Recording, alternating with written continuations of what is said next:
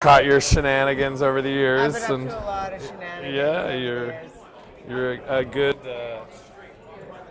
media personality type. You know, I think that's you know how to work the media and work it. You sell drugs on a nude beach and you get all the press you want whenever Exactly. you want it. Right?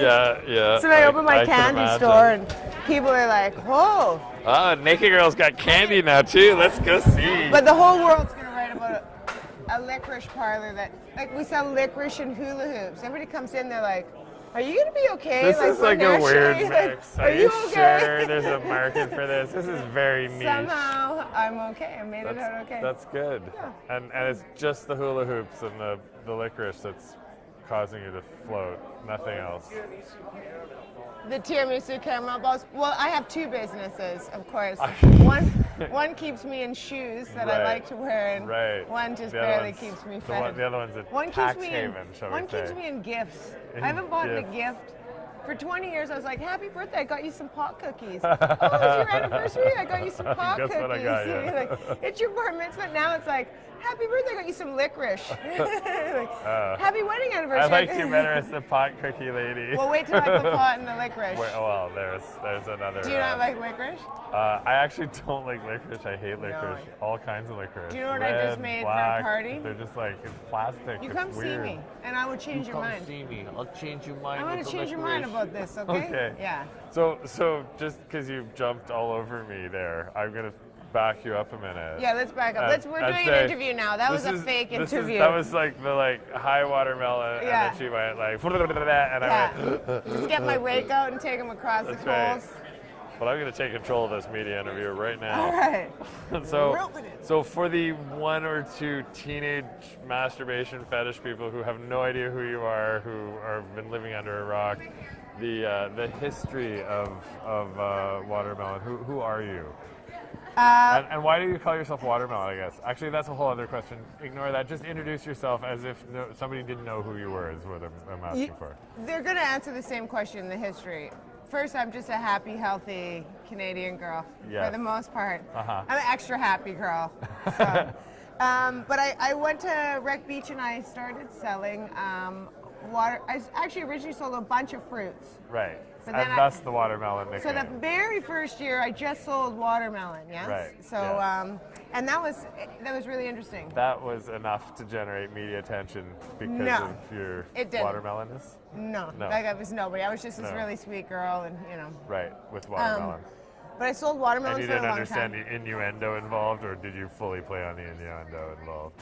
No, Anyway, I that's a whole totally did other not question. get the innuendo involved. I Way was just too like, young I and was innocent like for that. 19 or 20. I was like, my yeah. watermelon. Also, you have to imagine, So, like, I'm so, this young so how girl. long until you start making cookies then? 1 year. I One think year. so you're pretty commercially savvy. Wait. I know You what should will do know better. that my first job on Wreck Beach was selling T-shirts for my best friend, who was an 80-year-old Irish bootlegger. And selling T-shirts to naked people, that is Please, when you put know this you're a on. good salesman. And that's when I You switched. need this. I was like, I don't think there's going to be a lot of money going forward I don't know in about this the clothing T-shirts store on the you're selling nude on a nude beach. beach. So, but people did buy the shirts, but not. I mean, you know. Out of pity for the Yeah. old man. No, really, dude, you gotta find a better place for these T-shirts. It's a nude beach. Well, he was he sold cigarettes and candy bars too, but so To he had children or just to anybody who wanted them. anybody who had a nickel? Anybody, yeah, exactly. A wooden nickel too. He loved wooden nickels. All right, so you're 20 years old. You figure out that pot cookies would be a more profitable business on Wreck Beach. Actually, so I was selling that, hanging out. Then I was a stand-up comic, I I can't imagine. you know, I like, don't No, I look? I I don't look see it. hilarious. It's weird. I'm seriously You're so hilarious. reserved. Yeah. And Well, I'm shy, and I use that on stage. I see that. Overcompensate, I guess. So when I come back, I was in New York, and I'd come back, and I was staying at a friend's house on his couch, and he had this huge bag of shake. And this was like 1993. This is like a big garbage bag. You know, back in the day, everybody's trying to hide it.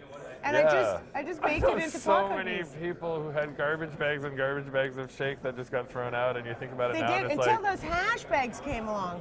the Where's bubble that hash. hash Yeah, guy? the I bubble want to hash. talk to him. Where are you, man? Well, that guy came along, and then literally I mean, before then I was like taking people's shake. For years I was getting free shake I'll take and the making, garbage. yeah. No, they're no, like, I'll figure let me something get out. let me get rid I'll of bring that you for some you. cookies.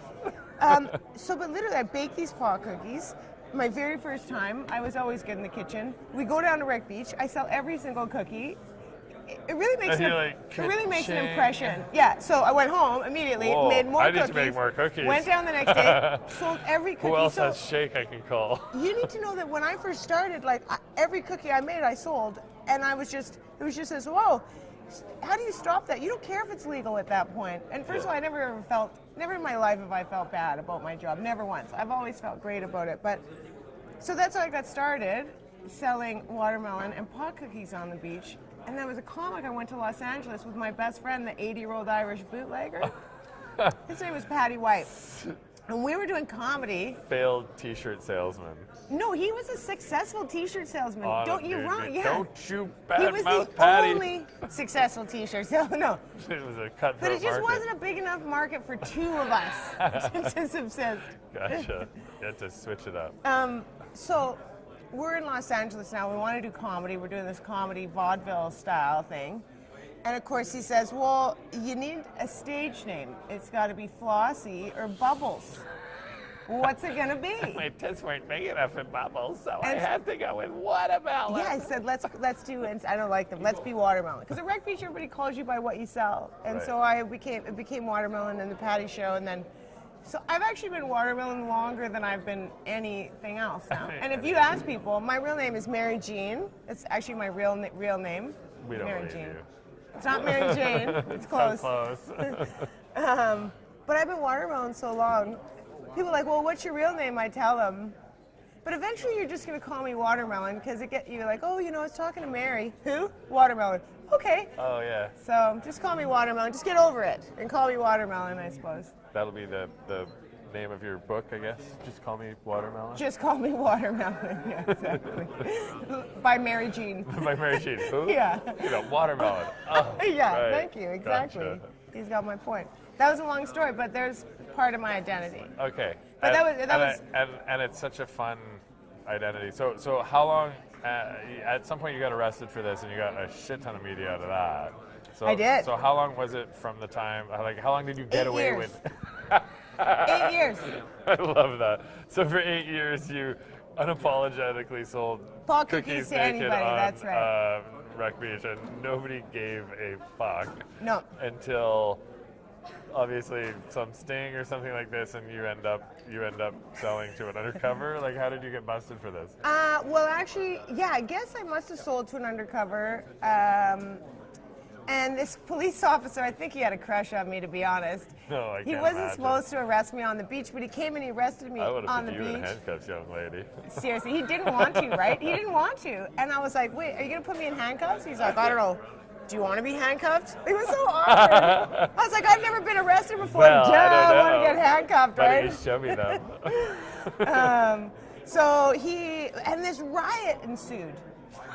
I'm not joking. Like 300 naked people stood up, like children were crying. It was out of Dickens. They're like picking up their crying children to kiss me, and they're like, no, like people are crying. It's okay. She'll be out in a couple of hours in some bail. You actually do get out in a couple hours. Just so you know, they don't keep you that long. Yeah. They do some observation while you're.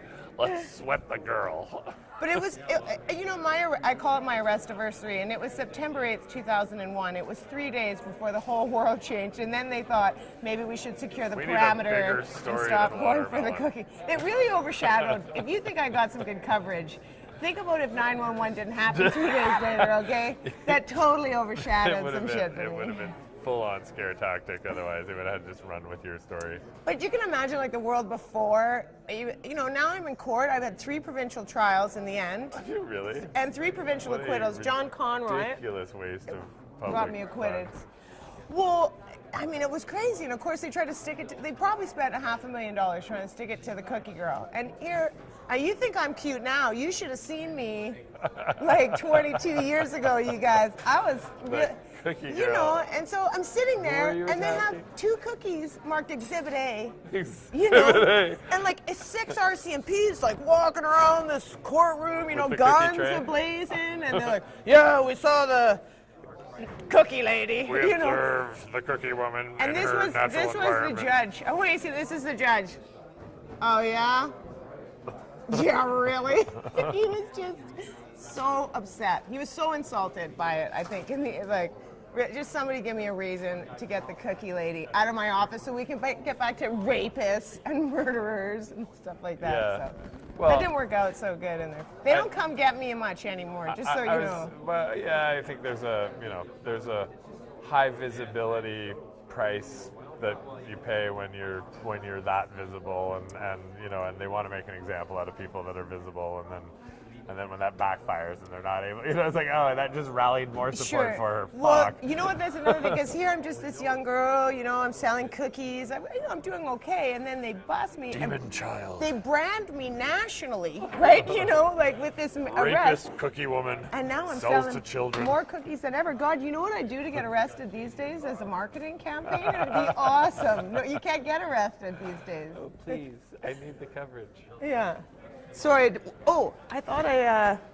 Okay, and so which brings us to present time. What is your business now? What is you have the baking. I believe you have an edibles company. Is that correct? Yeah. Unlike I do, but it's private by appointment only. So I just haven't sort of come out yet to the city or anything.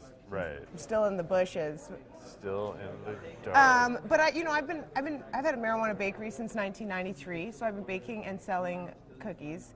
So you have to imagine, for the first 10 years, I sold every cookie at the end of this hand. I probably produced and sold over 1 million units, which would be like one cookie or one rum ball in my career, which is a lot of units. As a marketer and a branding person, I would suggest that you have more value in your brand than you do necessarily in your production capacity. Yeah, I think my brand is where it's at.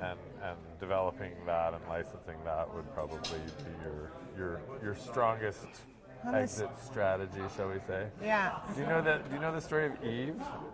Eve's veggie patties. Have you see that? I know Eve's veggie patties. In the stores. So I had the odd fortune of meeting and spending a day with Eve on some unrelated stuff, and I found it really fascinating because he essentially had licensed his name and produced a paste that made all of those products.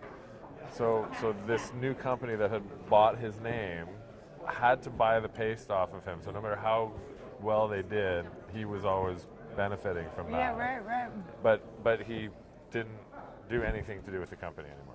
Nothing. Was on vacation basically. Yeah, he just gets paid. He was paid his royalties, and he got paid to vend in, and it always struck me as the value of building that brand transcends the actual ability to, because you have people know you in multiple different places that have different laws, and Washington has different laws than Vancouver does, and obviously Toronto and where you can sell edibles is a contentious issue right now. Yeah, I know all about it. I'm sure you do. Well, I'm a bit I'm like the soup du jour. Every startup company, I get calls all day long, but everybody's just sniffing around right now. So I've actually stopped going to too many meetings because I feel like I'm just there to give them a bunch of free information, But I can't tell you how many companies come sniffing around. So whether I'm gonna go ahead and just do my own production and distribution, or it'd be better probably for me to team up, I think, with some people, who my instinct would be that, unless you were, I don't know you well enough to know how you're raising capital and all that kind of stuff, but I mean to a play in today's marketplace can't be done without real money behind it, right? So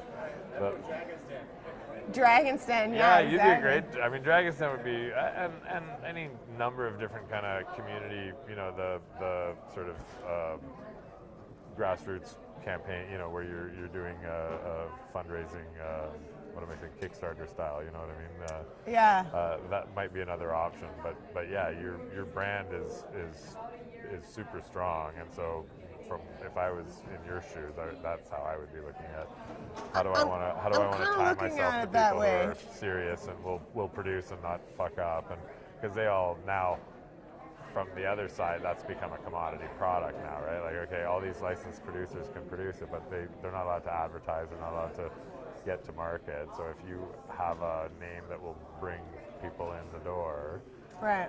That's I would think that would be from a legal business standpoint in terms of how to leverage it, as opposed to just because you hit a maximum size with how many you can do illegally in terms of selling and managing that kind of a business, right? I really think that's why I'm the soup du jour, just this concept that marijuana is this moving target.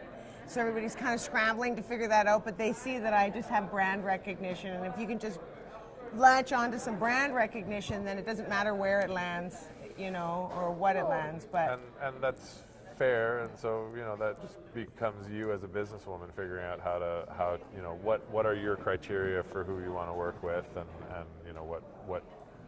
what does it take to get a meeting with Watermelon, or better yet, what does it take to get her on your show? See? Oh yeah. So I've been working a lot on my marijuana cooking shows too, which I really like that role. Yeah, I've seen a few of those. That's actually a lot of fun. So I get a lot of people biting because of that too. Right. Maybe this idea That's of a lead gen for your private list. What's that? That's a lead gen for your private list. Do you have a marketing funnel? Do people see your show on YouTube and they're able to come to your site and sign up, and you send them a nice little here's my menu and order my cookies? No, I'm the laziest.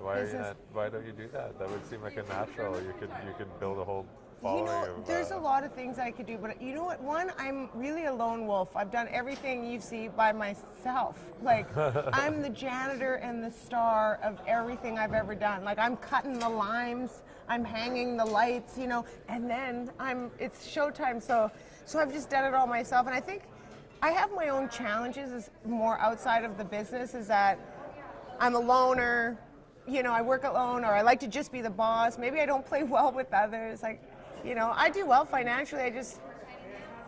I'm trying to maximize my happiness a lot right now. Right. I think I spent my life working on a nude beach selling watermelon. Like, I need to enjoy my life every day. So whenever heavy business comes in and starts to bum me out, like, I just stop. Yeah. And I don't have any financial hiccups or anything. Like, my life, the universe has pretty much French kissed me for 23 years. For a long time, the universe has been French. So I guess I would have to have this drive, and I want to produce. I want my cookies out there, but I want them out there my way, and I don't care that much about money. Right. I mean, I'm going to make my money. I'm just going to make my money any way I slice it. I might not be a billionaire, a gajillionaire, but I don't even spend half the money I have right now. So it's not really important to me. I have a vision. I also really like to, there wasn't a lot of role models in cannabis. We just had Cheech and Chong. I love Cheech and Chong. I love it.